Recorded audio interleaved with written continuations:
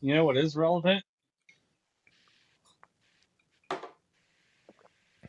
What? My fan is back. See, Yeah. he's my fan.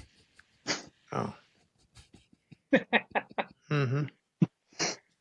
Big fan. It's not. I don't think you understand what the He's word always relevant means. watching you. Like, when this is over, I want you to look up what the word relevant means and then try to apply that in a sentence. I Correctly. am not relevant. How'd I do?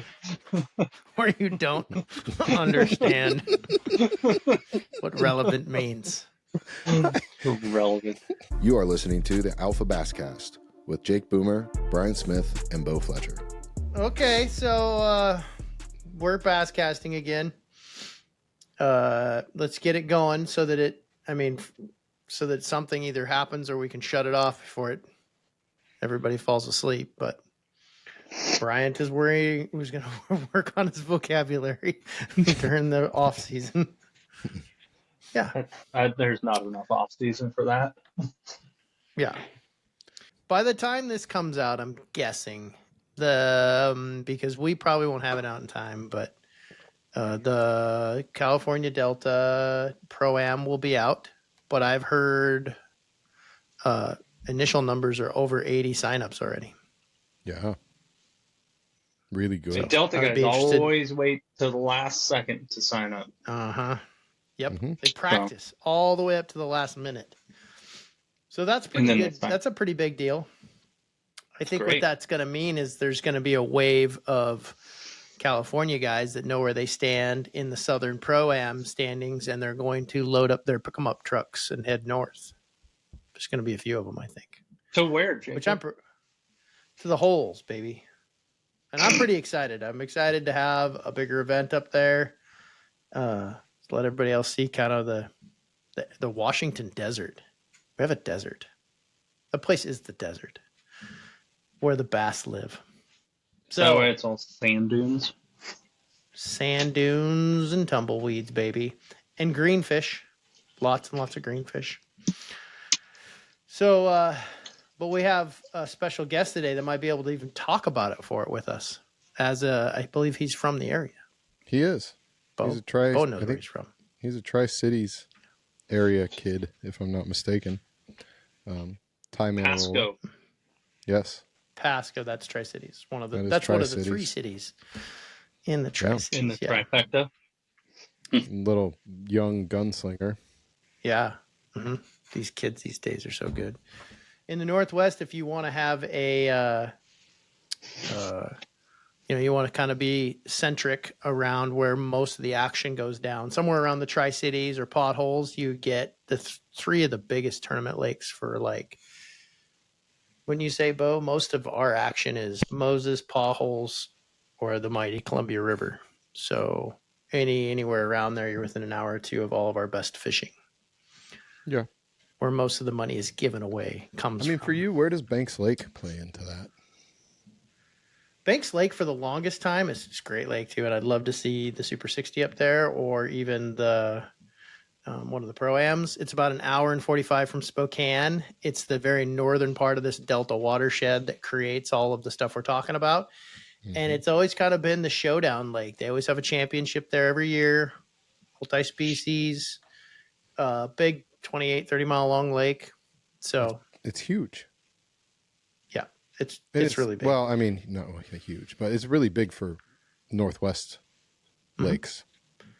It's a good tournament lake. It doesn't tend to cater to one or two. There's not a big population source around it, so you don't have a lot of, like people don't like going to heavily populated areas because you've got like the Delta rats or the river rats or guys that, because the population's big enough, they just really don't go anywhere. Banks kind of is this outlier that doesn't have, just don't have a lot of locals. There's guys that get on a run there, but it's pretty even playing field type fishery. So pretty cool. Banks is pretty cool part of the Northwest. Hopefully we see it in some of our future derbs. That'd be good. And a lot of people don't pay attention to this in competitions, but It's absolutely beautiful. It's really cool. I was actually there this last weekend with Mrs. Boomer. Oh, were you? Yeah, it is one of her favorite places to get away from it all. Did you bring the cramper? We take the cramper. We actually stay on the south end. I hate giving this up, but Judy's Frontier Cabins. She's got these little cabins that are right next to the ramp. Yeah, I gave it up because it's so nice to be able to just stay there. It's super convenient. And then you can go out on that lake. I think one time we went on a lake about middle of the lake and put the trolling motor down and started just drifting around, fishing and hanging out. Did not see another boat. Yeah. So you get the pristine, clear waters. Because there's no houses on it, you kind of get this, not an accidental wakeboard wake doesn't come over the back of the boat and flood out Mama's hangout. So, pretty neat place. You got any places like that in California, Brent Smith? I was at Clear Lake last week, and we maybe saw 5 boats. Wow. That's crazy for how good it still that place blows me is. away. Still blows me away every time. Granted, it was during the week, but still, there was only 5 boats on Clear Lake. How was during the week? It was really good. Had a 3-day guide trip from some Oregon boys. They came up, and we did just about everything you can do there, and that's the best part about Clear Lake right now. You can go up shallow and get some shad spawn stuff. We found some bedfish. We did some flipping. He actually liked flipping. One of the guys liked flipping so much that he went and ordered a hitter 2.0. Boom. Oh. Did some trying to keep your job? Yeah, bare minimum. That's what I'm all about. One rod a year is pretty good. I was wondering why all the hitters are gone. Like, we had a pretty good stock of them. Yeah. It's hitter season, baby. It is hitter season. I got to use it in my last tournament as my get out of jail free card. When all the fancy stuff goes away, just grab a flipping stick with a 1/2 ounce weight and a beaver. You know what I was really impressed with? I gave him the hitter, and I used the mag hitter 2.0. Oh, yeah. Yeah. It didn't matter how far back into, because Clear Lake's really high right now. So you have this tule wall that is, well, it's about 20 feet deep.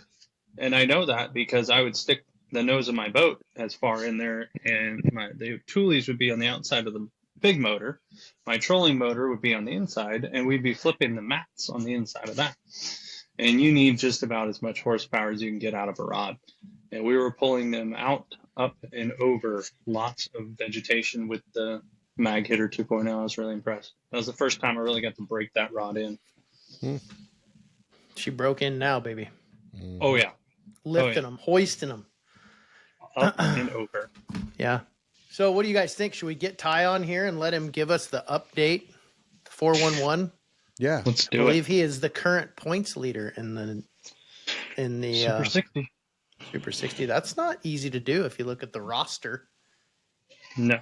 No, it is not. You're in second, though, aren't you?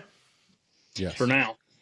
For now, he says. Well, let's get him on. And I've talked to him. Ty's always been a super cool, nice guy. Just says hi all the time. I know he fishes with a couple of the guys that I know really well up here, but I actually know little about him. So I'll be actually asking a lot of questions because I don't know these young guns. I was looking him up earlier. He did a lot of college fishing stuff and high school fishing stuff. I'm jealous of that. So somebody sent a picture of one of their kids at a signing deal where they were signing their contract for college, and I'm jealous that I wasn't part. You know what I mean? I don't know if I would have been into fishing back when I was in college. I was into everything else. Well, nobody'd be signing you anyway. That's true. Good point. This is a good point. Good talk. But I think it's cool. Somebody said there's a fishing combine. Is that true? Yeah. Oh, yeah. That's crazy. Yep. Yeah. My, how the world changes. Mm-hmm. What do you have, like casting competitions? Bryant would win that. If they had some little carnival game trick casting competition, Bryant would be like, you have like weird good skills. Well, like I got you a didn't have trick friends. cast. I'll You show didn't you have at friends in high pothole. school. I didn't. I skipped So you prom. stood in the I went in the backyard? backyard. Yeah, I skipped prom, went in the backyard, flipped into all my mom's pots, broke them all. Half bounce jig straight into them. Perfect. I knew it. Yep. You could do some crazy cast maneuvers that are like, and physics could have a hard time explaining it. And we should get a video of you doing that little crankbait chuck you do thing where you just kind of like point the rod forward and the crankbait shoots out like you pulled the trigger. Yeah. That's amazing. Bobby Barrick taught you that. I know it. He did. I watched Bobby Barrick do it in a couple of his videos, and I'm like, man, I wonder what he charged for that. What's up, Ty? How are you guys doing? We're doing good. We're in the middle of making fun of Bryant. You want to jump in? Yeah. Join. What are you I'm guys easy making fun of him prey. Oh, just pick No something. hair. No hair. His or no incredible hair. vocabulary. usually- That's a good one. My math skills. Mm-hmm. Yeah. The only funny thing I've heard about you, Bryant, is that you are like overly obsessed with Buc-ee's. 100%. Yeah. I took my kid on a drive. No, I took my kid on a drive, and we just drive up 80, and he falls asleep, and then I turn around once he falls asleep. I was like, man, I've scoped out like 6 spots on 80, because it has to be on a major interstate. I scoped out like 6 spots on 80 that would be perfect for a Buc-ee's. Yeah. I don't want to even comment because I don't think it's funny. I think it's like troubling. Like, and be honest.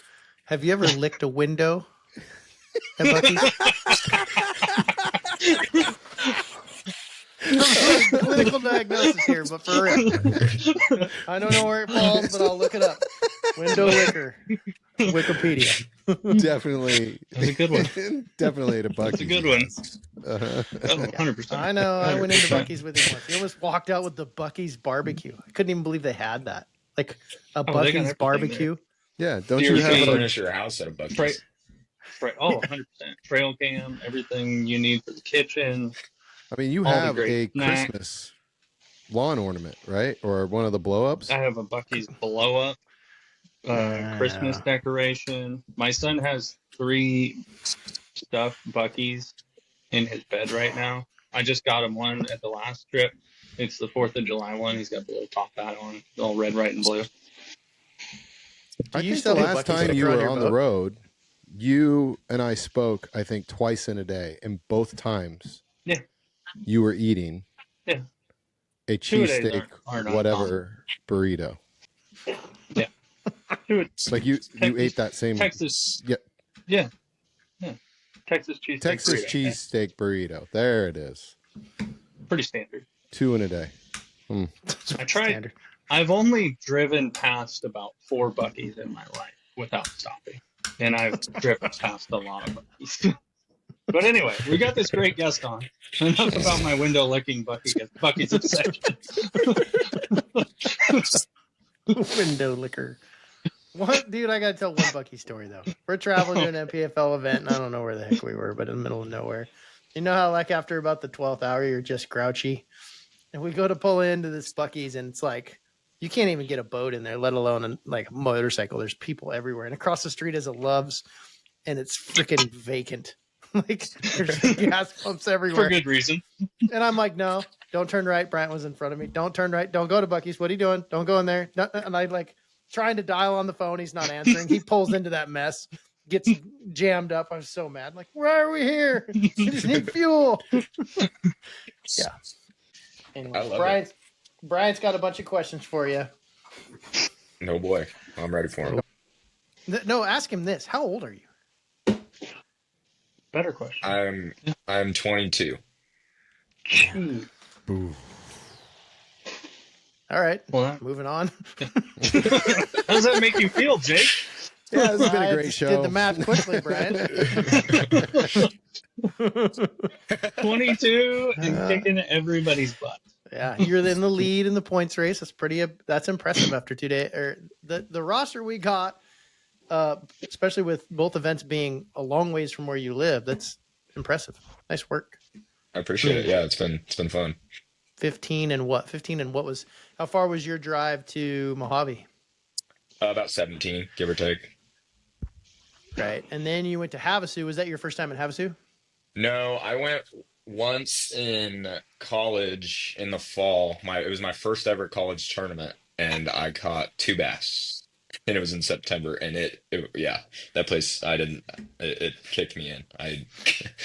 Yeah, I was happy to get revenge on that place. I think a lot of people have a story like that at Havasu. It's kind of a. It was the poker runs there are crazy.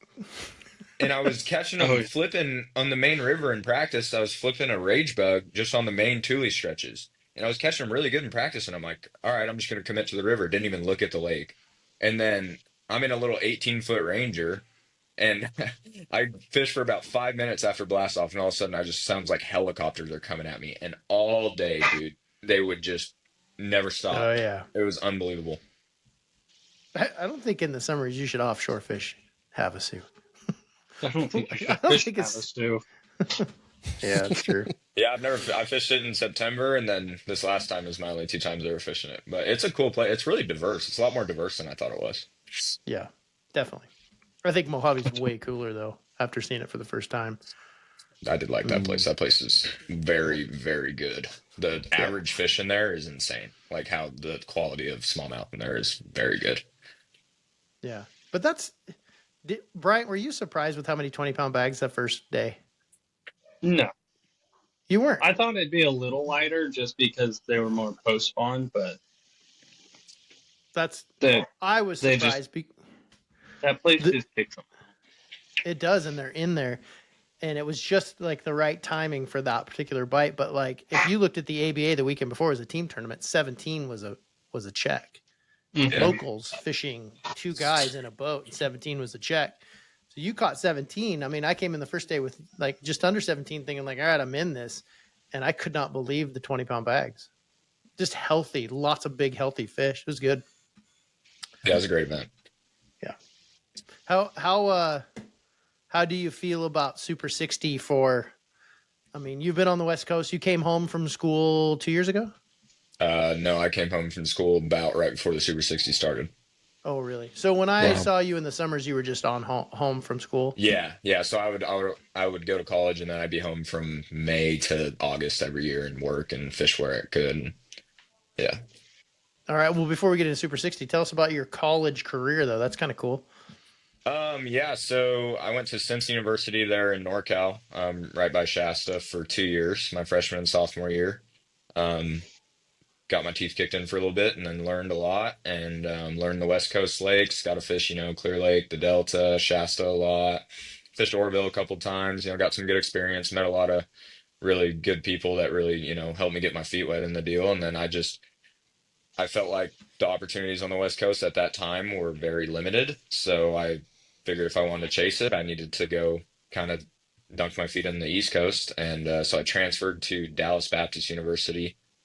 For my junior year and my senior year, and got to fish all the major tournament lakes. I mean, I fished Hartwell, all the TVA lakes, Fork, Rayburn, and all over the country. Florida, got to fish Harris Chain, got to fish Toho, Kissimmee Chain. Just got a lot of really good experience and a lot of good tournament experience in college, because that's all you do is fish. I mean, we were fishing like 13 tournaments a semester. It was crazy. We were always on the road. Holy cow.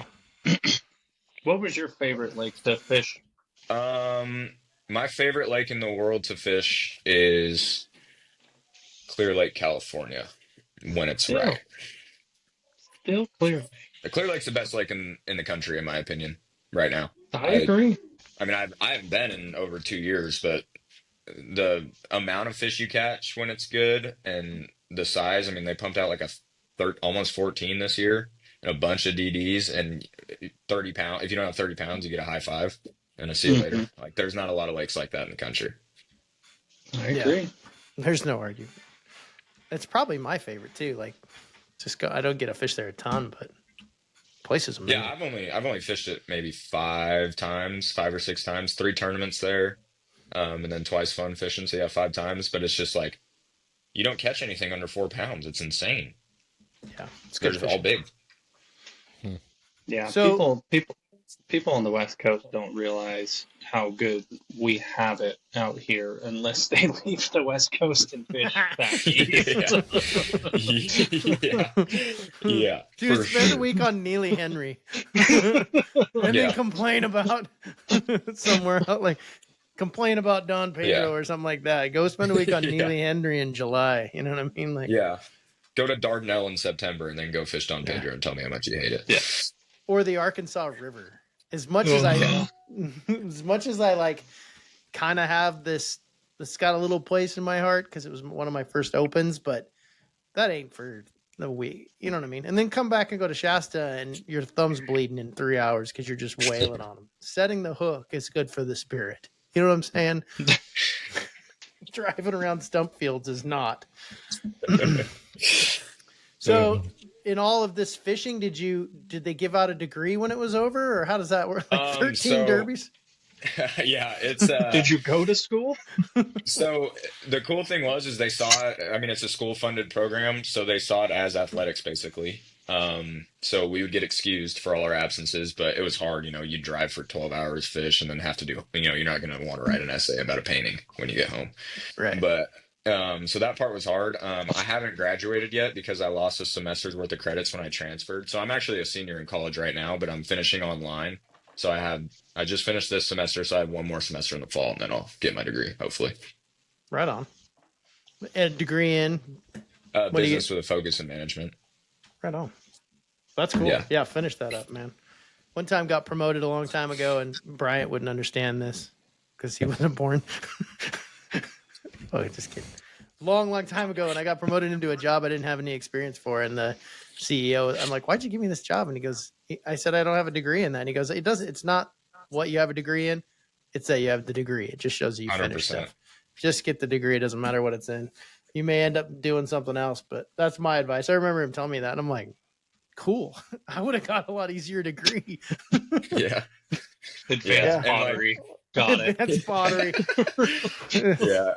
And for me, like it's hard to stay motivated because my two avenues of life right now are either farming or fishing, which you don't need a degree to do either of those. But it's good to have something to fall back on, and I've already done all the work. I might as well get the dang thing. Yeah, 100%. Just never know when that stuff comes in handy. I have a Yeah. degree in engineering, and I don't think I've held maybe one engineering job my whole career. So Yeah. and now I make fishing rods. Yeah, that's a consistent story with everybody. It's like, yep, went to college for 7 years to be a doctor, ended up being whatever else, and then never used it. Working at Starbucks. I got a ton of debt and a liberal arts degree. I work at Starbucks. Anyways, not to get off topic. So, Bo was telling me Bo's got to jump out and come back in. He's having some issues.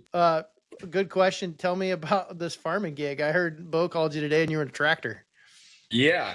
So Bo called me today and asked what I was doing. Told him I was raking some hay, and we kind of got into talking about it. So yeah, I was born and raised on a family farm. My dad started it when he was probably my age, and yeah, grew up on a tractor, grew up farming.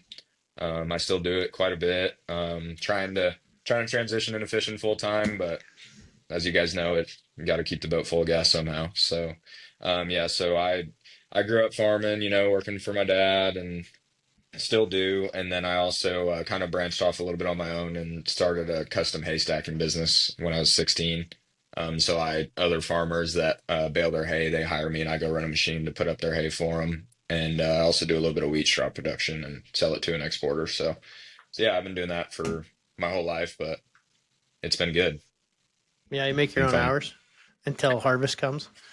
Yeah, no, I really don't make my own hours. That's the thing that sucks is it's not like a 9 to 5 where I can plan around it. I sit there and I get a phone call and I go. I'm just, there's no schedule around farming. It's the hay's ready when it's ready. It's people get so annoyed. They're like, "Oh, can you go fishing this day or can you go to this wedding?" And I'm like, "Oh, couldn't tell you." I have no idea. I'll let you know about 3 hours before it starts because you never know when you're going to go. So is your family farming in Tri-Cities too? Yeah, north of Pasco, out like between basically if you cut between like Potholes and Kennewick and a half, we're like right in the middle. We're out in the country out there, off like Highway 17 and all that, and 395. That's cool. I'm asking a lot of questions, Bryant. Do you have any? Are you stewing any questions? We're wondering if we're going to get Bo back. I don't know much about farming. Do you got the round ones, or is it the square ones? What's the difference? No, just square ones. So the round ones are like a wrap. They like wrap them in plastic. They like wrap them in plastic. Ty, don't answer that. I was always curious. My grandpa used round ones. You're asking for round bales or round fields? No, round fields. Are you talking about? Yeah, like. So I thought you were asking. Like Ty's going into like the way he bales them, and it's all technical, and you're asking about what kind of fields they have. Oh, we have mostly round ones, I guess. A lot of them that go in, like we have circles that go in a circle, and it makes a circle of farm. That's what I was wondering. It was a legitimate question. I always see them. I'm like, what's the difference between a round one and a square one? I don't know. Now I got a farming expert. The machine that waters it either goes in a straight line called a linear circle, so it's just a straight line and it goes just like this, and then there's circles that go in a big long circle, and that's the only difference. Like I worked on a linear today, so I was working on a square field, but mostly round fields around here. They're cool to see from a plane. Yeah, I see them all the time. It's cool. It's cool to fly over the Palouse. I always wondered if it was like the efficiency of it. Is it efficient to leave those corners out of a round one instead of getting a square one? Well, the thing is when you have I don't know. I love our linear because like all the rows and stuff when you're raking or swathing or baling or anything, they're perfectly straight. So it's like it's so consistent and easy. You just keep a straight line on it, and then the circle's got to go constantly curving like NASCAR. So I personally love the linear. I feel like it's way easier and way simpler, but I don't know. I just do what I'm told. That's awesome. So, go ahead, Brian. No, I was going to get back on fishing a little bit. Huh? So good. So you're having an incredible year to start.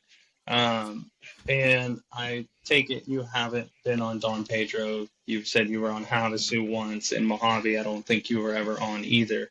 How are you approaching these lakes that you've never been on?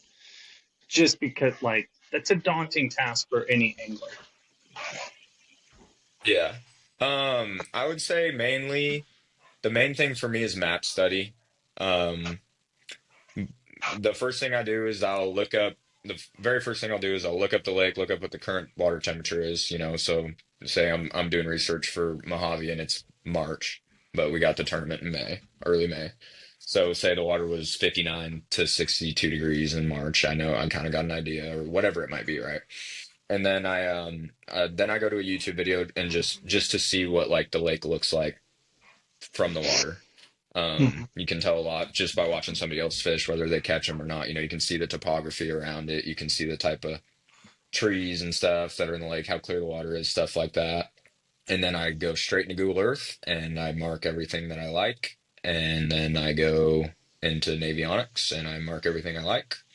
And I like Pedro, I had over 1,000 waypoints on my graph for Pedro, never seen it before. That way when you get to the lake and you figure out a pattern, you've got everything marked and you don't got to be looking on your map like, oh gosh, I'm catching them on secondary points, but where's the next one? When you've got it all marked with the name, I name everything out. So I mark, say, tree, rock pile, secondary point, transition, whatever it might be. If I start catching them doing a certain thing on a certain type of structure, then I can just run that pattern and it's easy for me because I've got it all mapped out. I like it. I do the same thing. Like people look at my graph and they're like, how can you even tell what's on like you can't even see the contours, you have so many waypoints. I was like, yeah. If I zoom in enough, I can see the contours. Yeah, there's a few lakes like potholes because you mark all the beaver huts and stuff on Google Earth so easily and all that. I think I need to delete all my waypoints on potholes and restart because it's literally just solid blue and red and money signs everywhere. Like it's too much. Like I don't know how many I have on that lake, but it's way too much. I am in the same boat with that place. Like I've done water level files where you take a file for lower water level and try to keep stuff in there and try to mark things to low, high, and Sometimes I think you're fishing waypoint to waypoint there, and that's a mistake too. So Yeah, that lake's been kicking my butt ever since I got to college. I felt like I caught them pretty good there in high school. And I don't know, I mean, it's not really my home lake anymore because I'm only home 3 months out of the year, but now I'll be home. But I just, ever since I went to college, I don't know, I've probably fished 5 or 6 derbies on it, and I think I've catched one check. It has had my number. So I'm looking forward to the pro-am. Yeah, it's like we were talking about that before we had you on. It's like the harder I practice there, the worse it gets. Sometimes feels like the last couple of years, the harder, the more I put my head down, the more time I spend on it. Who knows why that is? Sometimes I think we talked about it before you came on too, that we change a fishery when we show up. I think that place is in constant flux, and sometimes fishing too far out is probably not good for you. I'm not sure, but it doesn't matter. It's going to be a sweet derb. Hopefully we have a big turnout. Obviously you're going to be there. Mm-hmm. Yeah. What for people that might be listening, what do you think is going to be going down when we show up at the end of June? My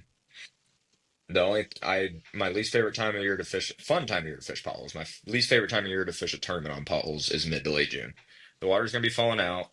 It's gonna be post spawn fry garden, but it's still gonna be high enough to where they're not out there on any of the offshore stuff yet. It's gonna be a pure frog, Senko, flip derby, speedworm, whatever, just fishing grass and current, and good luck. Everybody's gonna be doing the same thing. I'm in. Yeah, I totally agree. Super fun bite, but yeah, I'm in. super fun bite. But it's not gonna be a very diverse field where you're gonna say, oh, somebody caught them, on the dam on a crankbait and a jig, and then somebody caught them on a habitat stretch out here, and then somebody caught them on a frog way in the back somewhere. Everybody's gonna be doing the same thing. I hope maybe there's some different stuff going on to kind of diversify the field, but my guess is, depending on the water level, it's probably gonna be just shallow water beat down, and I really hope Fish Monroe doesn't show up. Oh, he'll be. Who doesn't show up? Fish Monroe, because I think he will just wax him if it's the bite I think it's going to be. Yeah, he's not allowed. We'll text him and say it's going to be all offshore scoping. He's not going to show up. Egg beaters only. Yeah. I could see him too, just being like, I can throw a frog all day. I'm like, oh, damn it. No, it don't work here, dude. Don't throw it. Don't do that. Yeah. That's cool, man. We're pretty stoked about that. What are your initial, because you've been all over the country now. We've got an elite pro here that's been all over the country. What are your initial thoughts on this massive effort that Mark has put into the Super 60? I absolutely love it. I think it's so cool. Being from the West Coast and fishing in college on the West Coast, there's a reason I left, right? And there's a reason Brian left. You kind of had to. There was a certain point where if you really wanted to go chase it and make a name for yourself and do it for a living, it was almost, there was a very select few, but it was almost impossible to do it and stay on the West Coast. And now there's an opportunity where we actually have a platform to market ourselves and market the companies we work with. And they've got such good social media and everything going for them. Hopefully the TV show is awesome. I'm sure it will be. And I love that Mark and Bray are both anglers too. So they understand both points of view. And I think that helps everything go so smooth. And they're so new at this, and how good they're running it, with it being literally the first stages, especially with how complicated the Tourney X is, and, varying the keeper count and weight and everything for placement. As much variables are going on, how smooth it's ran has been nothing short of impressive. What they're doing for us, it's a huge risk. I've heard you guys say, like, Mark's a freaking psycho for even trying, right? But don't tell him. I don't want him to be wise. Yeah, it's better if he stays a little ignorant. Yeah. But no, with my situation, it really gave me an opportunity to continue to chase my dream, and they took a shot with me too. Nobody really knew who I was when I applied. I didn't know if I was going to get in. I had a good college resume, but not much of a pro resume, and they took a shot letting me in the first place, and I think so far I've proved that I belong. So they very well could have. Maybe. Yeah. Just, I don't know. Maybe. Well, I don't think anybody. No, awesome. Can you guys hear me, by the way? Am I back? Yeah. You're back. What? Okay. What? Yeah. Stop it. That was our thing to him. Okay. You're pointing the wrong direction on my screen. So. Well. Yeah. No, I was gonna say, like, I don't think anybody on the West Coast had the college resume you did when you applied to even compare against. I mean, did you run into any other West Coast guys when you were that were fishing in any like Texas or East Coast colleges? Besides Tyler, who's also in it, no. Yeah. No, Yep. no. Uh, yeah, no. I'm trying to think, but there's so many kids in the college tour, dude. It's crazy. Yeah. That college fishing deal. It's no slack, dude. There are some hammers in that college Oh deal. yeah. Oh, I believe it. Yeah. And Yeah. everybody's I fish fishing against them. 26 yeah. Yeah. I Yeah, fish They're against yeah, currently exactly. them. they're Don't worry, currently Bryant. Don't worry, Bryant. I've had my butt beat by Easton plenty of times too. Yeah, Yeah. it's like, Easton, Tucker, Andrew, the yeah, list Mhm. goes on. Paul, it's insane. yeah, and there's only more coming. Yeah, it's a It's just gauntlet. gonna Don't keep. remind me. Yeah, it's good. The youth in the sport is good. My favorite thing is when everybody's like, "We need more youth in the sport," and then when they show up, everybody complains about them. Oh, too much forward imaging and all the other Yeah. stuff. Yeah, Yeah, it's that's a weird pretty. deal. I don't think what people understand about that whole problem they have is I don't think they understand that we just love to catch bass, and whether they ban it or keep it, we're gonna still be there. We're still gonna do everything we can to chase it. We just love to catch bass, and we're gonna do whatever the best thing available to do that is with. Yep. Mm-hmm. They have this idea in their head that if these college kids, if they ban the live scope, these college kids will just drop out, quit fishing. No, they'll go grind and figure out how to read water better and figure out everything else just like they did the live scope so fast. I mean, they just love to bass fish and that's all they want to do, and they're going to do whatever it takes to try to get to the top level doing it. Yeah, and if you're fishing 26 tournaments, A 26 tournaments semester? a year. No, A it's year. 13 a Oh, it's semester, a so year. 2 semesters, right? Jeez. I mean, that's crazy.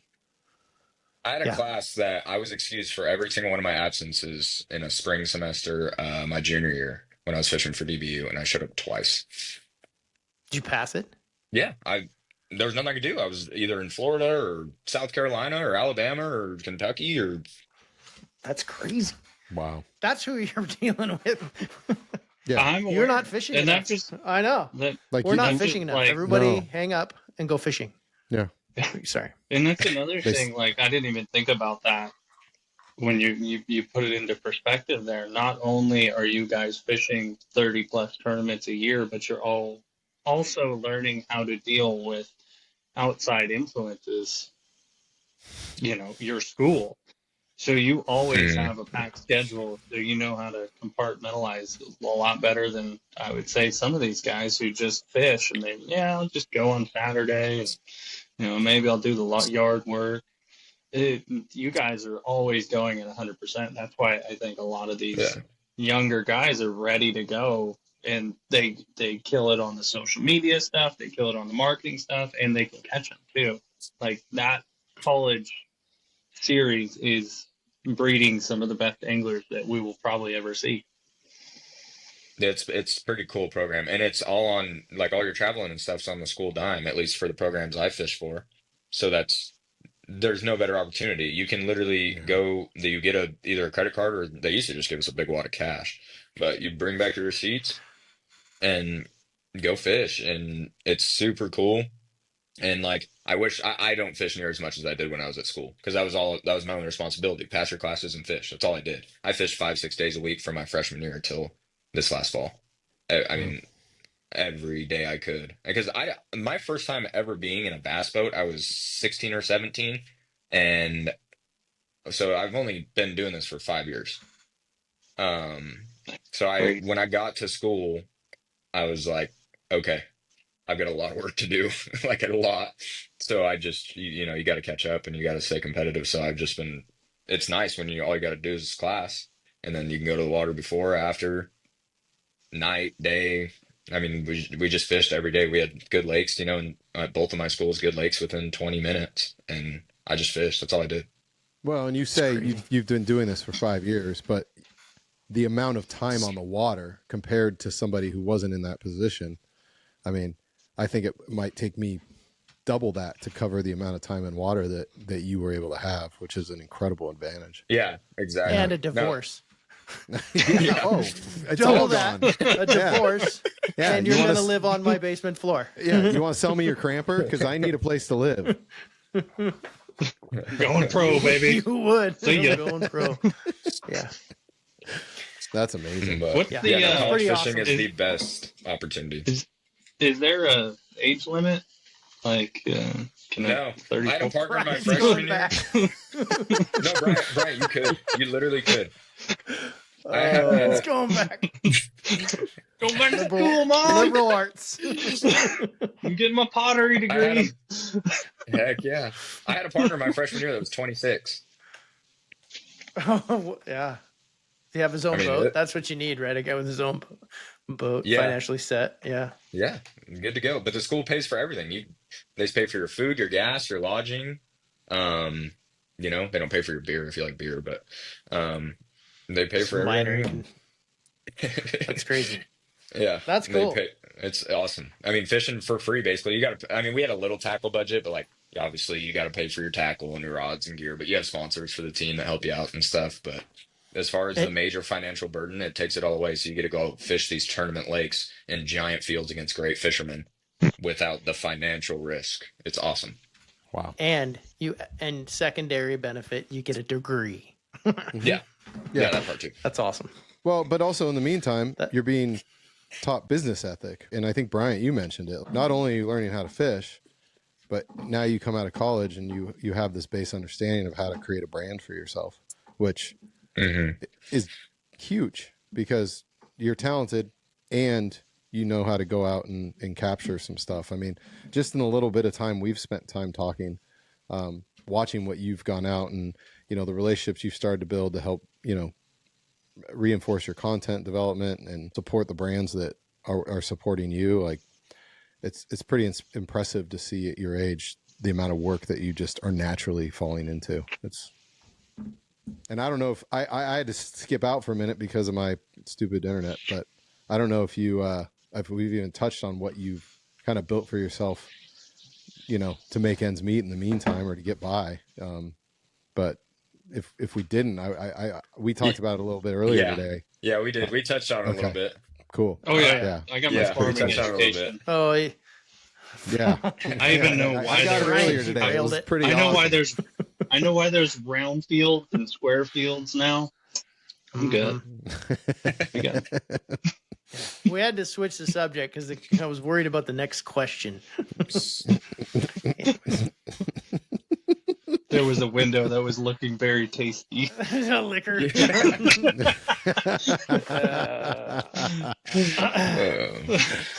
Oh man. So you're gonna really do all good. the opens. Obviously, you're not on their way down to the Delta this weekend, right? Yes, no. Yeah, no, I'm not going. I gotta work and play with the kiddo and kind of get some stuff done around the house. Gotcha. And then we'll have that. We end up. The cool thing is we've all been traveling a bunch to California, and Californians have had a little less travel. And now, I mean, we still have a little bit of travel, but it's kind of nice to spend the summer up north. Yeah, away it's from awesome. the high. Especially for me too with the farming, like it makes it so much easier. Yeah, no kidding, right? Because summer's pretty busy for you guys, isn't it?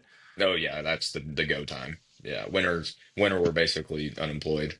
You know, we just service equipment and, you know, clean some stuff up, but like we don't harvest nothing. But You summer's just when everything gets guide for produced. Austin then. Yeah, I might honestly. Yeah, it's got a pretty. I know a bunch of guys. That's what they do wintertime is just guide, hunt and guide. Yeah, well, he does the hunt deal. I'm trying to get a deal where we can do a little cast and blast where I take them out on like walleye scoping trips, maybe some smallmouth on the river, and then the next day they go blast some ducks. Yeah. If people knew the kind of stuff that was going up here on the winter, like our hunting's good, but it's kind of a secret how good the walleye fishing is on the Columbia River, like Roosevelt down past McNario. So, it's such good fishing. Guys could. You stay busy. World record walleye will come out of the Columbia River in the next 5 years. I No doubt. 100% agree. I touched him with my hand in January. Really? Mhm. What is the world record?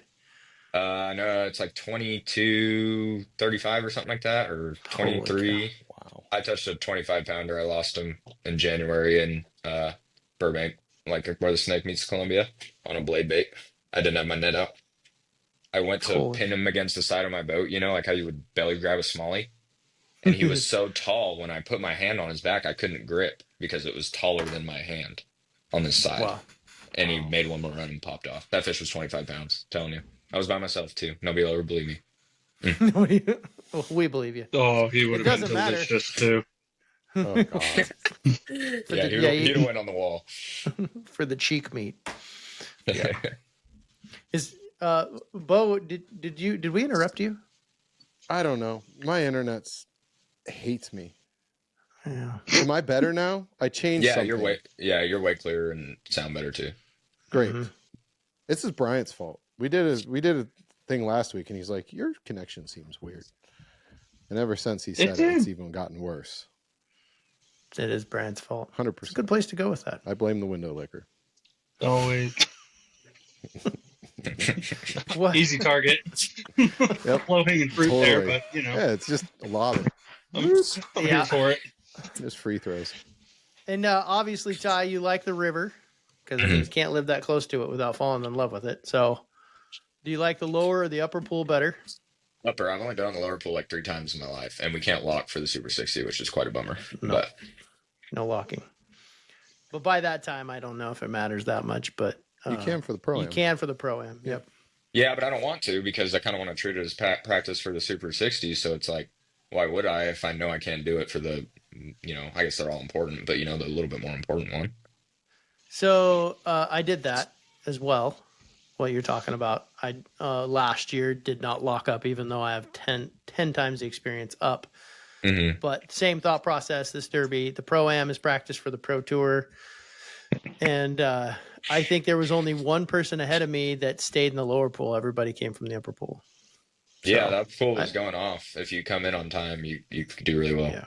Well, and it always has been. It always has been really hard to beat the lower pool. The lower pool does not win as much as the upper pool. Like if you've got a top 10 and they could choose where they go, there'll be 7 out of the lower pool, but the top 3 will come from the upper pool. Yeah, they just exactly. grow a little bigger up there, and they're get fatter, the chance. I swear. Yeah. The average fish is so much fatter. They're so skinny and bored, and I don't know why. I feel like there's more bait in the lower pool. It's because of how they have to chase them. The bait source that's less flats without current. There's more flats in the upper pool that don't have current, so they don't burn as much energy to eat, and there's so much bait up there. That makes them harder to find. They're not condensed in like a current stream. So like you go down the lower pool and you're like, my God, they're everywhere, but they're just a little smaller because they're fighting that harder current. There is more food, but they burn more energy to get it.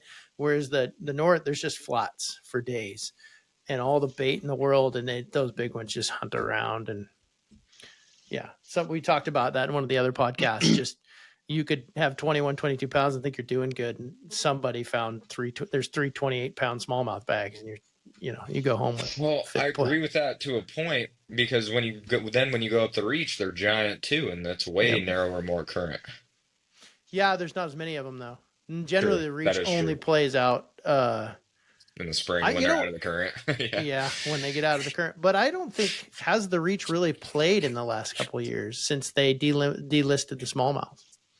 The last time I remember the reach playing was at a Wild West Pro-Am where Ron Mace caught it was that 27-pound bag. He had like a almost 8-pounder, and I know exactly where he was up on the reach. Yeah. And if there's anybody that knows the reach better than Ron, I don't know who it is. Well, yeah, I don't either. I grew up there. I live 14 minutes from the launch up the reach, and I do not know it near as good as that guy. Rumor has it the only person who knows it better than him is his brother. Really? Oh, really? Yeah, I've just heard this from some of the old boys around here that has fished with him for decades, and apparently his brother's not a big tournament fisherman, but he's supposedly even better than Ron. That's crazy. Yeah, Ron is a legend in. Maybe we need to get Ron on and ask him that question. Yeah, is your brother better than you? I love Ron Mace. He's awesome. He is. I got a funny Ron Mace story that I don't know it's true, so I don't know if it incriminates him or not. But at one point there used to be these two big marker balls, big, huge buoys, and they kind of marked this rock pile that he just used to kick everybody's butt on all the time. And I people already would know just what you're saying.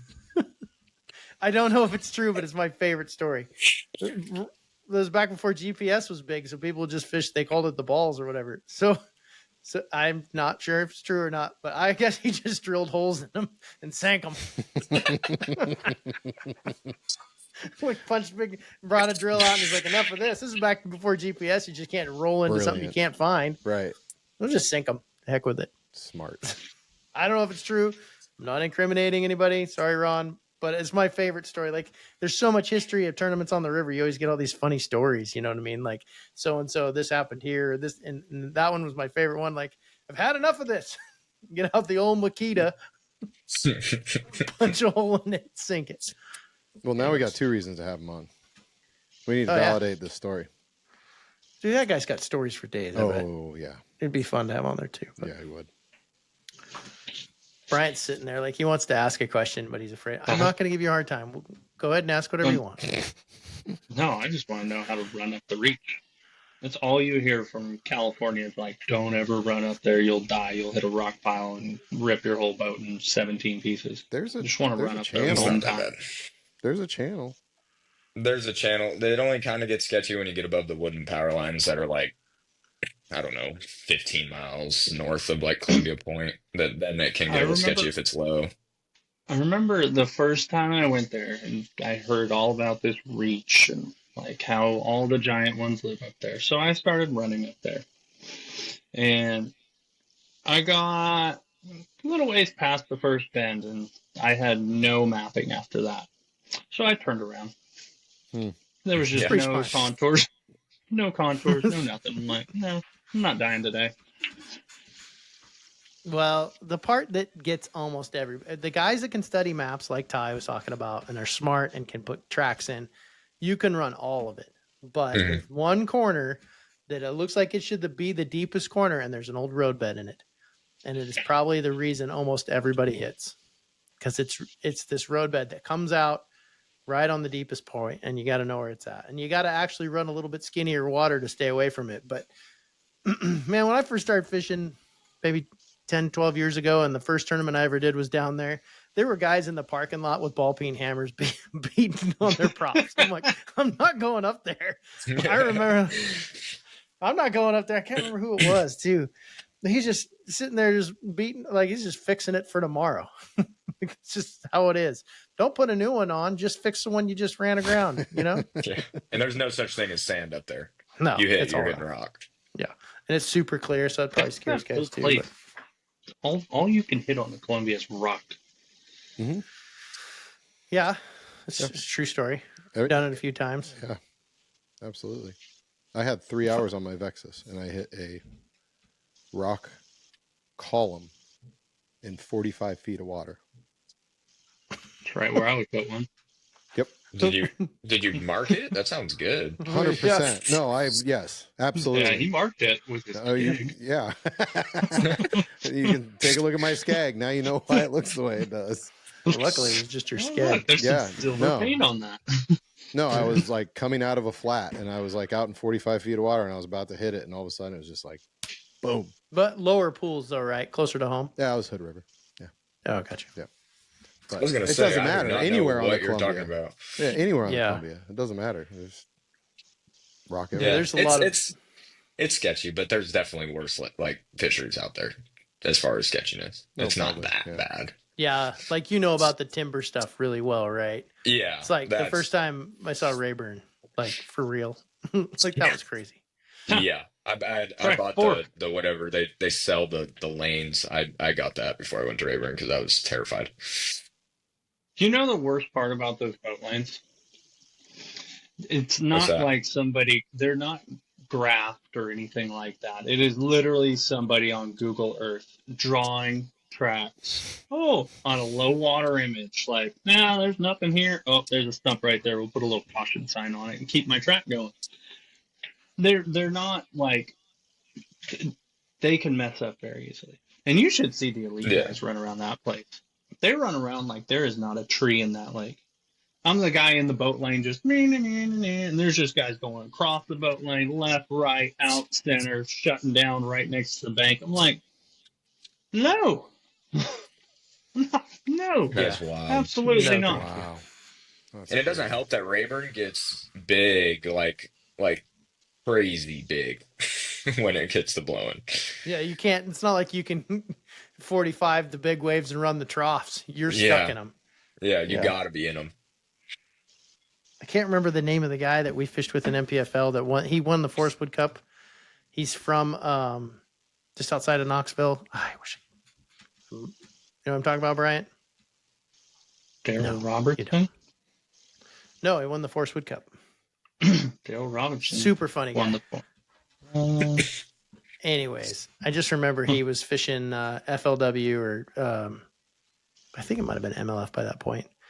And I'm like, how do you run around in some of this stuff? And he goes, if you can't see it, can't hit it.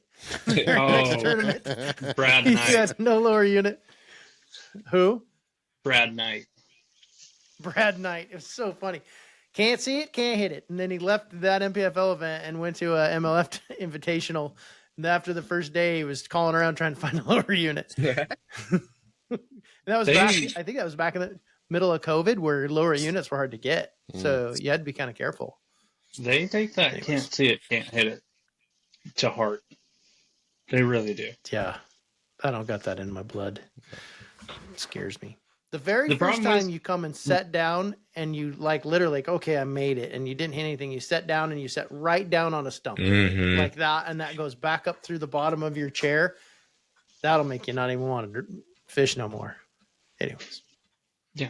It's always like I'll get there to a lake that has timber or whatever, and I'll be super careful, stay in the boat lane, idle everywhere, and then you get a little more comfortable. And day 2, you're kind of running a little bit out of the boat lane, feeling frisky.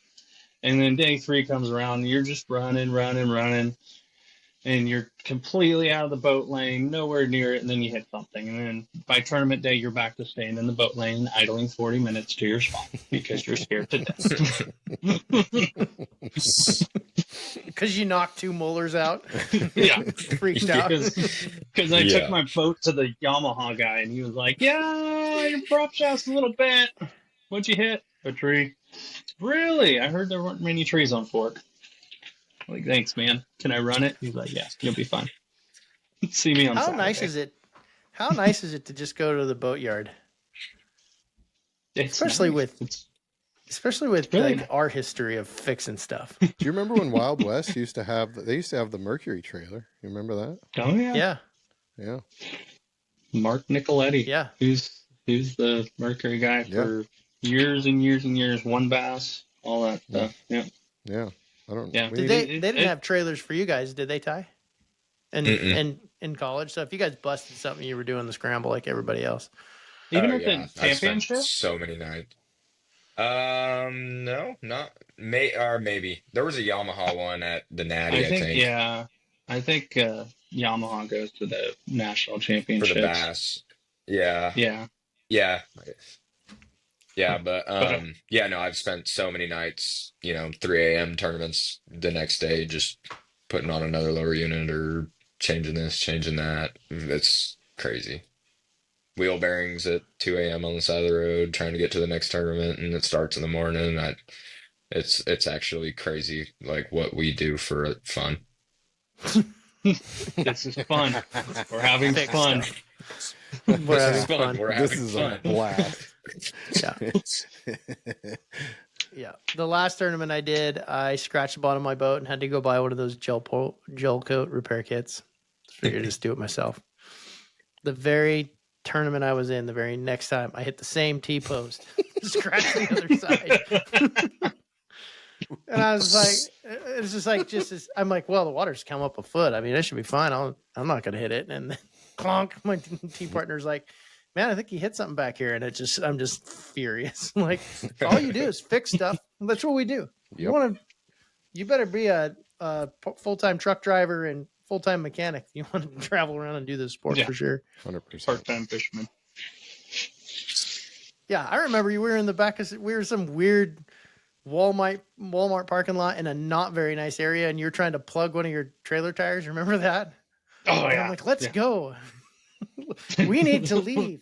Oh, I got The it. locals are looking at us. Like, no, we'll be fine. We'll be fine.